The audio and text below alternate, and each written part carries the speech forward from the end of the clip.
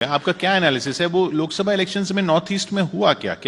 क्या राहुल गांधी की यात्रा का असर पड़ गया या ये वाला कंफ्यूजन था? नहीं, मल्टीपल फैक्टर्स हैं इसमें।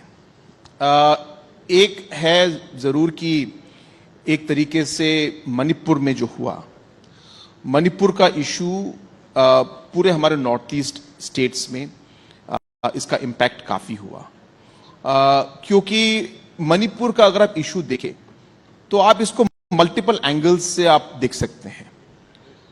हाँ, ये एक एथनिक वायलेंस एक तरीके से हुआ, इसमें कुछ रिलीजियस एस्पेक्ट भी इसमें आ गया। 100% न भी हो तो इसमें वो रिलीजियस एस्पेक्ट आप नहीं भी चाहे तो वो इक्वेशन में आ जाता है। और फिर बाद में जो लोकल इश्यूज वहां पे हुए, अलग अलग law and order situation, cross border issues, infiltration, so on and so fourth, तो ये सब मिक्स्ड इश्यूज थे। और जो अपने बेनिफिट के लिए इसको जिस तरह से देखना चाहता था उन्होंने उस तरीके से देखा और उसी को उन्होंने इलेक्शन में प्रोजेक्ट किया, और ये एक तरीके से कुछ कुछ एंगल्स में काम कर गया। तो एक चीज है कि ये एथनिक क्लैश की वजह से इसमें अलग अलग रंग डाले गए, जिसमें कुछ ट्रूथ है, लेकिन 100% हम ये नहीं कह सकते कि उसकी वजह से हुआ। ये एक फैक्टर था जो पूरे नॉर्थ ईस्ट को, जहां पे इसका इंपैक्ट पड़ा।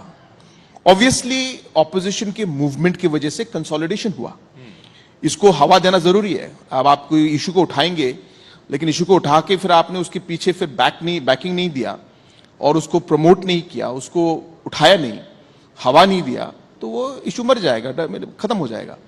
तो उन्होंने अच्छी तरह इसको प्लान किया और सब फैक्टर से ये चले, तो ये एक था। लेकिन मेरा मानना है कि ये उस फेज में था।